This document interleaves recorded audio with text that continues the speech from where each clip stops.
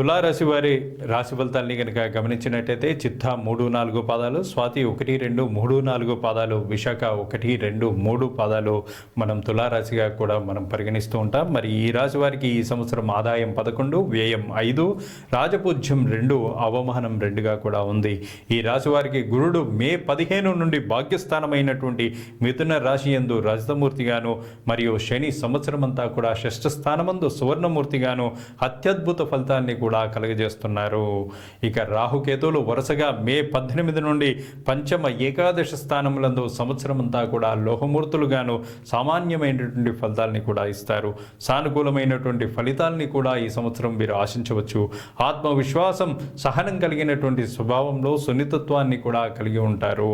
ఆదాయానికి సంబంధించి ఖర్చు, అదేవిధంగా ఉద్యోగం చేసేటువంటి వారికి కృషికి తగినటువంటి గౌరవం కూడా ఉంటుంది. ఆన్లైన్ వ్యాపారాలు ప్రయోజనకారిగా కూడా ఉంటాయి. ఉద్యోగస్తులకు ప్రమోషన్లు, తోబుట్టువులతో సంబంధాలు సంతృప్తికరంగా కూడా తులారాశి వారికి ఉంటాయి. పుష్కలమైనటువంటి ఆరోగ్యాన్ని కూడా కలిగి ఆశావహంగా కూడా ఉంటారు. ధార్మిక కార్యక్రమాల్లో కూడా తరచుగా పాల్గొంటారు.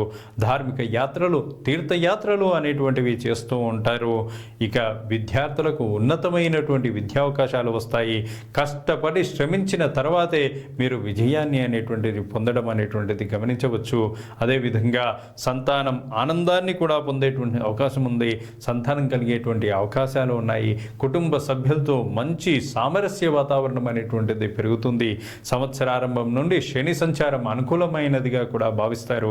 ఎన్నికల్లో కూడా మీరు విజయం సాధిస్తారు. ప్రత్యర్థుల వ్యూహాలని చిత్తు చేసేటువంటి సామర్థ్యం అనేటువంటిది ఈ సంవత్సరం తులారాశి వారికి ఎక్కువగా కూడా ఉంది. సర్వత్రా ఆధిపత్యం కూడా పెరుగుతుంది. వృత్తి ఉద్యోగాల్లో నిజాయితీగా పనిచేసి అందరి మన్ననను కూడా ఈ రాశివారు పొందుతారు. వ్యాధి నిర్మూలన కూడా అవుతుంది. సాంఘికంగా కూడా ప్రతిష్ట వస్తుంది. జూలై నుండి నవంబర్ వరకు ఆరోగ్యంపై ప్రత్యేకమైనటువంటి శ్రద్ధ వహించాల్సినటువంటి అవసరం ఉంది. ఆరోగ్య విషయానికి వస్తే ఉదర సంబంధమైనటువంటి సమస్యలను మిమ్మల్ని ఇబ్బంది పెట్టేటువంటి అవకాశం ఉంది. ఆరోగ్యంపై ప్రత్యేకమైనటువంటి శ్రద్ధ వహించాలి. మీ ఉద్యోగం మరియు పని జీవన సమతుల్యత, శారీరక ఆరోగ్యం అనేటువంటిది ఖచ్చితంగా ప్రత్యేకమైనటువంటి శ్రద్ధ వహించాల్సినటువంటి అవసరంగా కూడా ఉంది.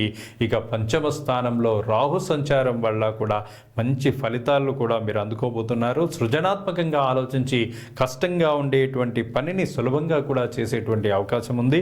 ఇక మీ తెలివితేటలు అభివృద్ధి చెందేటువంటి అవకాశం ఈ సంవత్సరం ఉంది. మీ జ్ఞాపక శక్తికి కూడా పదునుగా కూడా ఈ సంవత్సరం మారనుంది అనేటువంటిది విశేషంగా కూడా చెప్పబడింది. ఇక వీరు విద్యలో బాగా రాణించగలిగేటువంటి అవకాశం ఉంది. జీవన సాఫల్యాన్ని కూడా పొందుతారు. డబ్బు సంపాదించడానికి కొత్త మార్గాల్ని కూడా అన్వేషించవచ్చు. కానీ బెట్టింగ్, జూదము, లాటరీ వంటి వాటికి కూడా దూరంగా ఉండాల్సినటువంటి అవసరం ఉంది. అన్ని రకాల వ్యాపారస్తులకు నాటక, సినీ, సంగీత, లలిత కళారంగం వారికి గతం కంటే కూడా అనుకూలమైనటువంటి సమయం. ఏకాదశ స్థానమందు కేతు సంచారం కూడా శుభప్రదంగా కూడా భావించవచ్చు. కాబట్టి ఇది మీకు ప్రయోజనకరంగా కూడా ఉండేటువంటి అవకాశం ఉంది. ఇది మీ ఆదాయాన్ని కూడా పెంచేటువంటి అవకాశం ఉంది. ఇక ప్రేమ వ్యవహారాలకి కూడా ఈ సంవత్సరం తులారాశి వారికి అనుకూలంగా ఉండేటువంటి అవకాశం లేదు. ఇక మీ సీనియర్ల మద్దతు మీకు లభిస్తుంది. కార్యాలయంలో మీ ఆధిపత్యం కూడా పెరిగేటువంటి అవకాశం ఉంది. పెద్దలు, తోబుట్టువులతో మీకు కొంచెం అసౌకర్యంగా కూడా అనిపించవచ్చు. వారి ఆరోగ్య సమస్యల్ని మిమ్మల్ని ఇబ్బంది పెట్టేటువంటి అవకాశం కూడా ఉంది. తులారాశి వారు ఈ సంవత్సరం శ్రీ విష్ణువు మహాగణపతి ఆరాధన చేయటం కూడా సమస్యలను అధిగమించి మరించమైనటువంటి సత్ఫలితాలని కూడా పొందుతారు.